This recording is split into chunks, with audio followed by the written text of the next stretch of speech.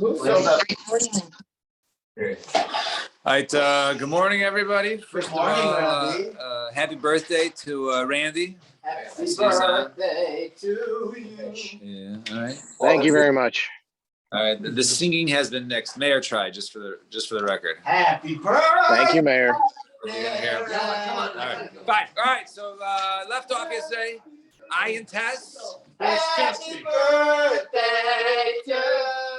All right, we're gonna move today. Don't worry. Can't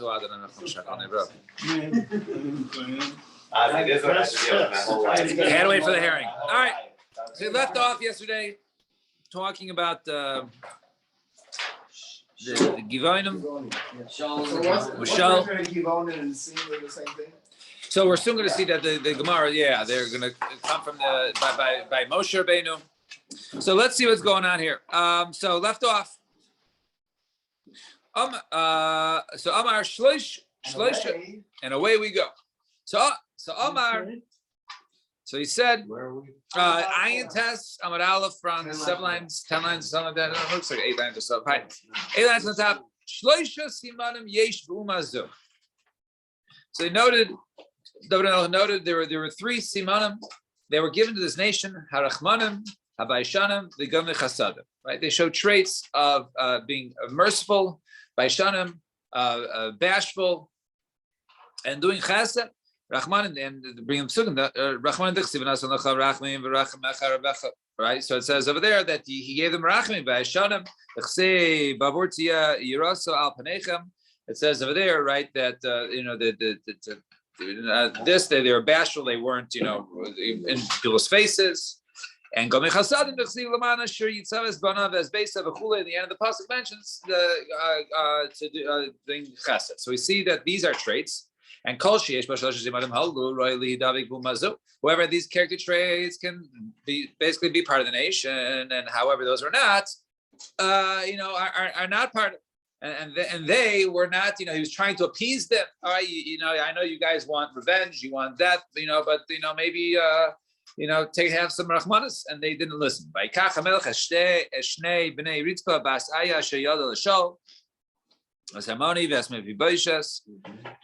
it says there they took the sons as Chameshes b'nei Michal Bashol Asher Yolda Ladriel Ben Barzli Hamuchlasi. So it mentioned that there are sort of 2 kids, two from Shaul, that they came from him. From Ritzpah, and the other 5 were Bnei Michal, Bashol.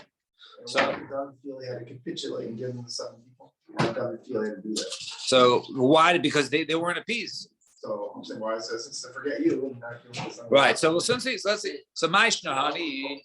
So let's see. So Maishnahani. What about? So why Dafka these? Some Rafuna Havir Lifnei Aron. So they passed before all the grandchildren of Shaul before the Aron, and Kol Sharon Kol to Lamisa, and Kol Sharon Aron Kol to L'chaim. Right. So basically they passed in front of the Aron. The Aron was the one who chose them, who grabbed them, whatever that means. Right. Held them. Right. So those we see that it was something that was destined. Something the Aron was basically approving. Right. What the Aron was saying, take them. So Meisiv Rav Chana Bar Katina Vayichmal Melech Al Mephibosheth Ben Yosem Ben Shaul Shalaviru. So it says over there, right, and the king that he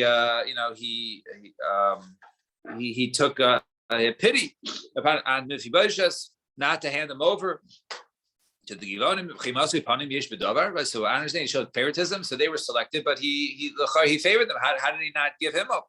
So El Shavir of the Kolto. Rather, see, he passed him over, and then the Aron basically grabbed him. Bikesh Alav Rachman. Then after that, so then he requested Rachman. But Poto then it released him. Yesh B'Davar. But he's still showing favoritism, right? That he was Mevakish Rachman after it grabbed him. He didn't do it for the others. Rather, he was Mevakish Rachman that the Aron shouldn't hold him in order as a sign to give him over. Wait. But how they get punished for the other transgression? That the children, or the grandchildren in this case, right? They should not, be killed for the sins of their fathers. So Rabbi Yechon mutov shetiaker ois achas min haTorah v'ais chal shem shaim b'farhesu. Right? It's better that even though yes, they're not fulfilling a pasuk that says those who get punished for the sins of their fathers or grandfathers. Nevertheless, people there's no chilul shem shemayim because they see that there was punishment for the matter. Vatikach mitzvah basaya as sasak vatu lo al el atzur mitchilas katsir ad nasach mayim aleim nitach mayim aleim min hashemayim. So it says over there, right, that she went out there, I guess, every day and she sat there on the rock in order that to make sure that the bodies were, I guess, hanging still. They didn't take them out till the end, and so she was there basically to prevent any animals or anything from coming. It says that you should not go ahead and leave a body, a corpse hanging from a tree. So how can they leave the bodies up there? Some Rabbi Yechanan, Mishum Rabbi Shimon Yotzadok, Mutav Shetiyakir Oisachas Min HaTorah V'Yiskadish Shem Shemayim B'Fer Hesed. It's better that they violate, even certain scriptures, such as do not leave a corpse upon, tree overnight, than to be Machal Shem Shemayim. Why? Because people, passerbys, would say, what is the nature of, these people hanging here? So these are princes. So princes, Omasu, what do they do? So Pashti them began Gerurim, right? They place their hands, right? They did not do well by the weakened or the bad converts, i.e. the Givon. So Amru,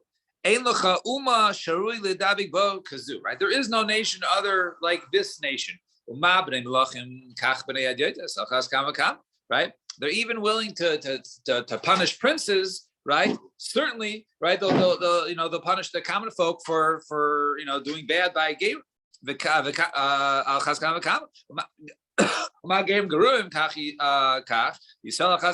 Certainly, right? If they're going to go ahead and do bad to converts, to defend, so certainly they're going to go ahead and defend Yisrael. Miyad nitoisu al Yisrael meya v'chamishim elef. Immediately, 150,000 converts basically joined. Shnei says vayidush lamar shivim elef noisei savav v'shmanim elef chaytzev var. So it says over there, right, by Shlomo, there were 70,000, right, I guess, who carried and carried the water, and there were another 80,000 who were, working in the mountain, I guess stones, right? So 150,000 joined. Maybe those 150,000 were Jews, right? So Gemara says, no, you won't think that. The Pasuk says, Bnei Yisrael and Shlomo did not make any of the Bnei Yisrael above them. So who were these 150,000? Must have been converts.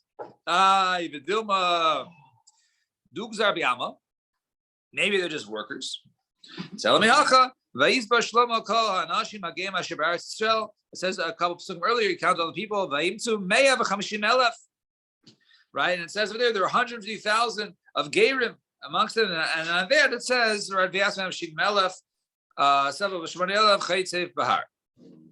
so then it says over there, then they were basically 150,000, of which 70,000 were carrying the water, and then 80,000 were, working in the mountains, I guess, chiseling away at the mountains. And these people were they were Gerim. Yeah, but they were from No, they're regular Gerim who joined, who saw that right. Not from Givon, right. Unasim David Gazar Aleim. Right, and then Nasim David was geyser only now during this time. So the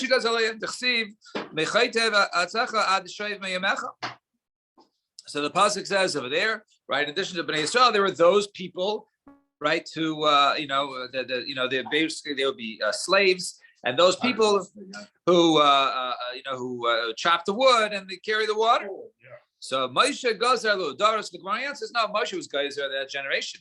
David Gazer the Kulei Darin, and then David was Gazer for all other generations. But didn't Yeshua also make some? The Chassidus pasuk says, "Vayinim Yeshua b'yomahu chaytve eitziv v'shavi mayim le'edalu mizbeach Hashem." It says over there, right? And basically they were slaves. Those the wood choppers and the water carriers, right, to the congregation, and also to serve the mizbeach Hashem. So Yeshua goes over Zman Shebeis Hamikdash Kaim, as long as the Beis Hamikdash was around. So therefore, they were basically attached to the Eidah and to the Aron Hashem, right? When there was no Beis Hamikdash, People who work in the Beis Hamikdash or in the Olam Moed or in the Mishkan were Levim. right? But no, so there was other, right? There are other support, right? They were the So they were in support of the Levim. but they were right in support of the whole, right? The whole avodah. So when it says so. Yeshua's goes when there's a Beis Hamikdash. David goes every man when Beis Hamikdash came when there was no Beis Hamikdash. So and Bimei Rebbe, and during the days of Rebbe, Bigshu Lahatir Nasim. Rebbe says, okay, I think it's time. You want to go ahead and matir the Nasim into the congregation. Some of them, Rebbe, Chalkeinu Natir, Mizbech Miyatir. Right, so we said over there by Yoshua, so it's given over to the Eidah and the Mizbeach Hashem. So okay, you want to be matir the chelek of the Eidah, but what about the chelek of the Mizbeach? Miyatir.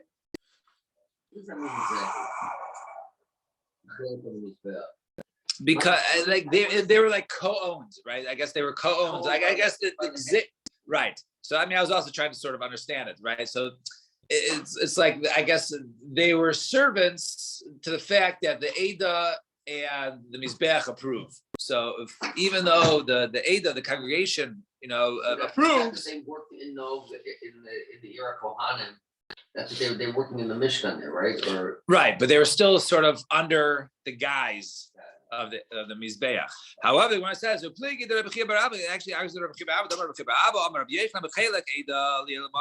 the chelek of the Eidah is a little maser. Now is that they always belong to the people, and people want to be matir, perhaps the permissions of them. However, chelek Mizbeach, when the chelek of Mizbeach is Beis Hamikdash Kayim aser. When the Mizbeach is around, so then they're serving the Beis Hamikdash. However, in Beis Hamikdash Kayim, but when there is no Beis Hamikdash, then Shari, then they would be permitted. They would not, in other words, they would not be sort of held down by under the the control of the Mizbeach. Rather, so they would be the same would basically complete servitude to the Eidah, and if the Eidah wanted to matir them, would say that they could be matir them. Fine. So that was the Akbar. So they could be emancipated and brought into Kahala. According to Reb Chia bar Abba, right. And it only says that Rebbe wanted to, it didn't say he did it, right? Fine. Now your Mishnah. Mishnah says, an Ayin Testament based on top, Amar Reb Yeshua, says Reb Yeshua, Shemati, Shastris, Chayleitz, V'chotz, and Ishtar. I heard one halacha that says a stris, right? A stris is a person who, we'll soon see there's two types of strisim, right? Stris is basically a person who can't have a sterile, person who can't have kids. So one is a stris chama. Why? A stris chama is basically a person that was born that way. Stris chama, in other words, he never saw the sun as being, able to have children. And a stris adam is a person basically man-made. He got injured. He got some sort of surgery, whatever it was. So that's called a stris. So he says, Rabbi Yeshua, I heard that Sris does chalitza. In other words, if his brother's wife, his brother dies, so his brother's wife would fall to him, and he could do yibum or chalitza. All right, we'll soon see that it's not only chalitza, but perhaps it would be yibum. The cholz and ishto also, if he dies, right, then even though, despite the fact that the halacha is, we'll soon see the halacha is, you're supposed to have a child, right, in his name. Right, in your brother's name. So the brother wasn't going to have kids at all anyway, right? Because he was a stris. Nevertheless, there's a chiyuv of yibum or chalitza v'chotz and lishto. I also heard stris lo chalitza lishto, and I also heard another halacha. The stris, he's parted from chalitza, right? That the brother dies. His one brother's a stris. He's sterile. That there's no chalitza, and so too if he dies, his brother doesn't do chalitza with his wife. However, I have no idea how to which one's which, what the scenarios. That was Rabbi Yeshua. So now we're going to see Machlekes. Amar Rabbi Kiva, and Ifarish, I'll explain it to you. Sris Adam, if it's a person who's Sris Adam, right? It was man-made, he got injured, or he got castrated, right? Because at one point in time, he was considered to be a regular person. So therefore, it's like she fell to a regular person, she was married to a regular person, therefore there was an obligation of Yibum. Sris Chama, but somebody who was born in such a way, because no, the person is completely outside the parsha of Yibum. There's no Yibum requirement on the person in a Torah, and therefore he doesn't do chalitza at all, right? She has to do other brothers, or she's mutter l'shuk, and if he dies, there is no obligation on his brothers to do Yibum or chalitza. Rabbi Yezer Amir lo.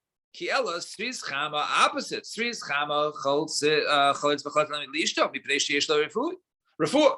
A person who was born that way, so he has, right, his body is intact, just something's not working. Perhaps he'll be cured, right? Perhaps even though he was born sterile, perhaps at some point they'll they'll collect enough money and to do what's it called, testing and research, right? Research and development, and they'll create to fix the problem. So therefore, he's in the parsha of Yibum Chalitza. And Sri Sadam, a person, right, is castrated, right? You can't fix that, right? Yeah, not enough funds. All right, so he says the and so that was a machlokes. So Rabbi Akiva held person born that way is out of the parsha of Yibum Chalitza, and because he never had a shas kasher. And Rabbi Eliezer says no, that person born that way is in the parsha because he can be cured, but a person who was castrated. Because when he died, there was no cure yet, so therefore, what would be the purpose of having a Sultan Ishto, meaning that the original one died. Right. Sorry. Right, the guy who died. He never had. Okay, good. All right, I hear. All right. Well, let's see. But we'll soon see that they're linked. In other words, the one, because really it says he should have a child in his name. So who cares if the brother could have had a child or not? So they learn that it's linked together. That if you can't create a child, then you're pater. So too, if the guy who died wasn't going to have a child anyways, it would be pater, right? So then your question will come and play. Let's see. Wait, And it seems like both the Sris Adam and Sris Chama, yeah. are obligated to do chalitza. No. Some cases it's completely pater. It's one and one. So one or the other. Mm-hmm. That was the whole thing. Rabbi Shua says, I heard sometimes they do it, sometimes they're completely pater. What's the case? So it's machlokes between Rabbi Akiva and Rabbi Eliezer. Which one is which? Which one is completely pater and which one is not? Uh-huh. So let's see. Hey, Rabbi Shua ben Beseira al ben Megusa Shaya B'Yushalayim testified, I guess, regarding there was a case with Ben Megusa who was in Yerushalayim, Sris Adam. Let's say he was someone who was injured or he's castrated. V'yimba es ishta, and they had and when he died, right, and his wife, and then his brothers did yibum to his wife. So you see him here. This Sris Adam is in the parsha of yibum. The kind of Rabbi Akiva to fulfill the words of Rabbi Akiva. And the Gemara, once again, or Mishnah repeats, we'll soon see right in the Gemara. Hasris lecholes v'labiyavim. So a sris, depending on which way you learn it, whether it's from Rabbi Akiva or Rabbi Eliezer, there's no chalitza nor yibum outside the parsha. V'chein ha'alan is so to a woman, right, who basically got to the age of maturity and beyond 20, and she never showed signs of physical maturity in order to have children. They are outside the parsha of Yibum Chalitza, right? If a guy was married to an islandess and her husband dies, there is no Yibum Chalitza. If a Sris does Chalitza to his Yivama, lo pasla, he doesn't pasla her. In other words, a Sris does it to a woman. So she does not pasla. She's not a Chalutza, according to the opinion that she was pater. However, I'm sorry? There's no concept of arias with the There's no, what do you mean? No. Read the next line. Now, Bola, if he does Yibum, then Pasla, he passes her. Why? Right? Because Mipnei Shahid Bilas Znus, right? Because this is Bilas Znus. Since it was his Eishes Ach, Shalom Makom Mitzvah. Therefore, this Yibum or this relations, the Bia there would make her a Zona, and a Kohen is also with a Zona. So to an islandess, a woman who couldn't have children. She was married to one of the brothers, and he died. And the one of the brothers do chalitza lo pasli. He doesn't pass her. Why? Because he doesn't make her a chalutza. Because really, he didn't have to. She didn't fall to him a chalitza. So the chalitza that was done, right? The spitting and the removing of the shoe, right? That if it wasn't an obligation midaraisa, it doesn't make the woman a chalutza. However, balua, if he was boil her, right, then paslua she bilas bilasnos. Then there's bilasnos because really there was no obligation of yibum midaraisa, and therefore he made her a zona, and therefore she had a zona as aser lekohan. Fine. Zok the Gemara. Now, Rabbi Kiva. Let's take a look at this. We've heard according to Rabbi Kiva, Damar Chavi Lavin B'Chavi Kristus Damin. That the famous sheet of Rabbi Kiva is if there's a case of a lav, a person should not take a person by a regular lav, right? So then it's just like he had the relations were like that which a person is, let's say, kares with, and creates a mamzer, right? So and if there was, let's say, a woman fell to the brother, and there, whatever reason, or there was a chayv krisis between the two of them, they're related, right? There's whatever uncle, whatever it is. So you're completely pater from your chalitza. So in this case, okay, we have a halacha, right? Lo yavav tzedaka, right? Tzedaka cannot enter into the congregation. It's a lav, right? So he's a stris. A stris is a tzedaka, right? So therefore, there should be allowed to come into the kahal. So therefore, according to Rabbi Kiva, if the person's a stris, how could it's like having krisis? You should be completely pater according to Rabbi Kiva. How could he give a scenario where it's not? So Rabbi Yamachmaskinan kigan shenasa achiv gioris. We're talking about a case of where there was a gioris, right? And now Rabbi Kiva said like Rabbi Yossi Damar kal gerim laikru kahal. And therefore, since she's a gioris, so the whole issue is don't let tzedakah marry into the congregation. Who is the congregation? Regular Bnei Yisrael, not gerim. So therefore, the lav of tzedakah does not apply in this case because of gerim. So we keep talking about chalitza. What do yibum then? Right?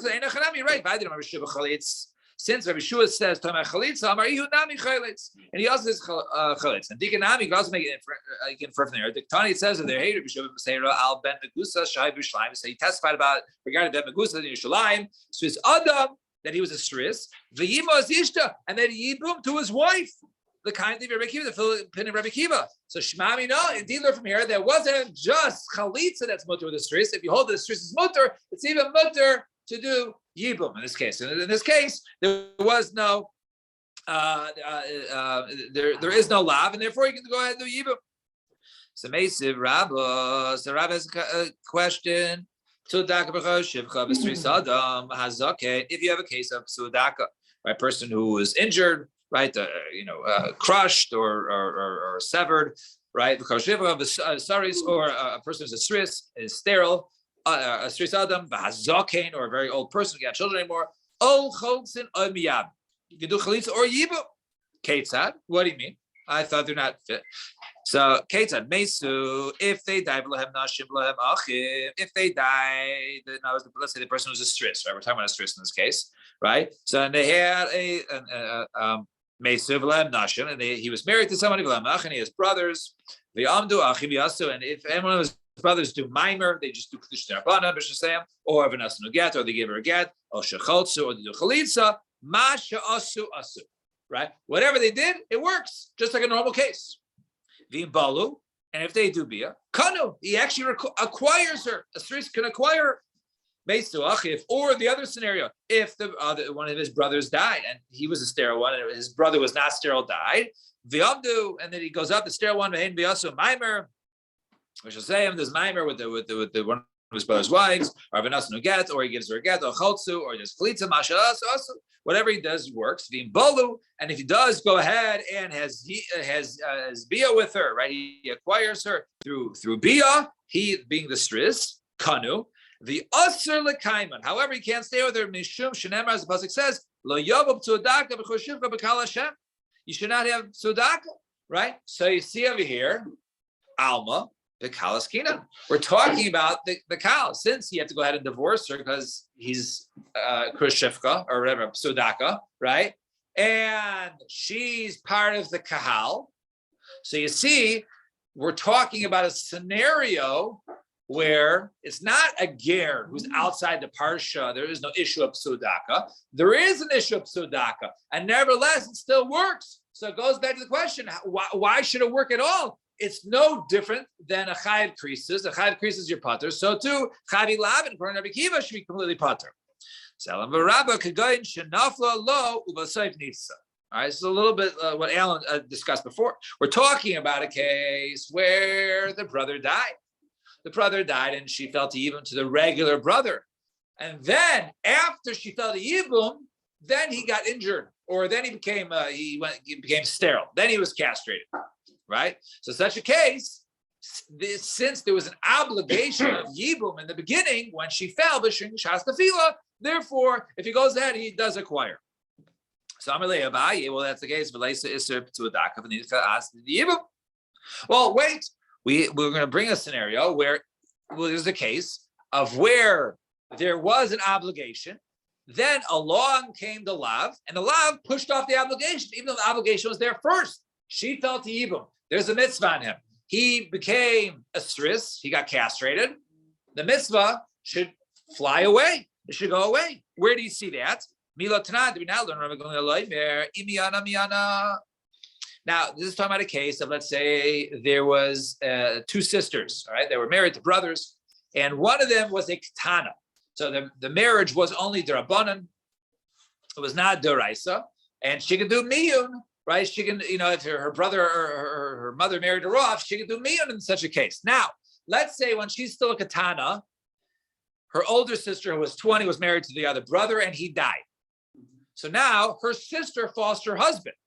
Well, if she's married, then she's completely pater. But if she's not married, then she's chayav to do yibum chalitza. But she's only like his wife midrabanan. So one opinion says, okay, we forced her to do miyun, and therefore it was like they were never married, and therefore he can go ahead and do yibum chalitza with the girl who's 20. If she does miyun, the miyun works. V'im lav tamti nachin tagdil. Let her wait till she turns 12 years old. She'll have relations with her husband, and then her sister, who is waiting for yibum, she'll be completely pater from achasisha. What do you mean? Yeah, I mean, you wait or whatever. Yeah, but she's not gonna go now. She stopped. Right. Alma, asi iser achasisha v'dachi.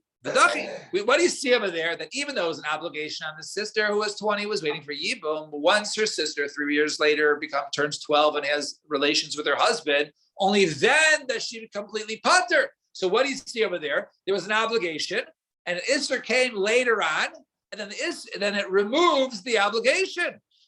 Hachanami, so to this case,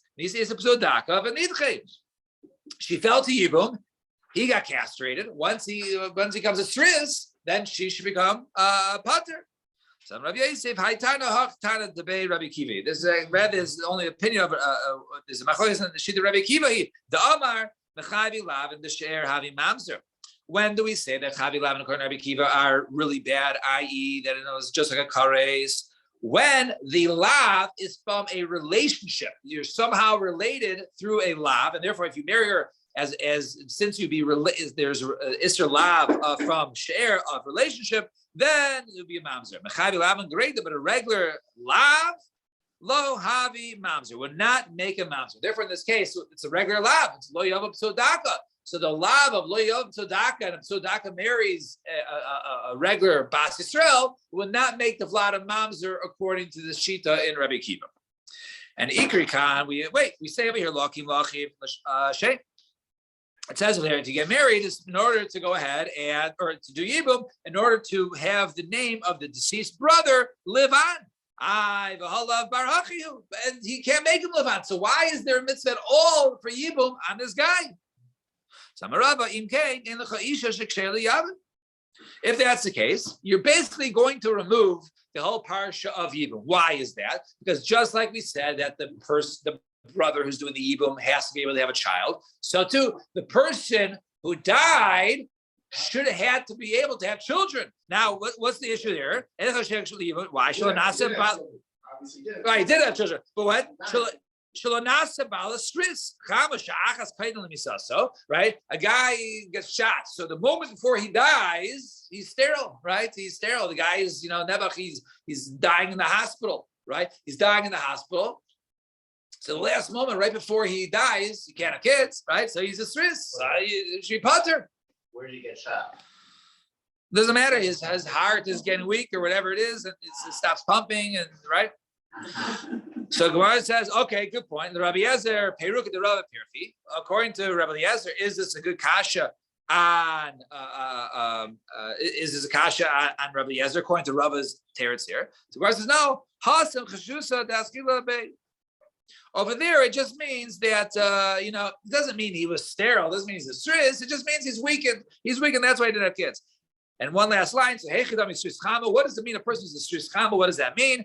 Amarav Yitzchak Bar Rav Yosef and Rav Yochanan Kol Shalo Rosh Achas B'Ksheroso.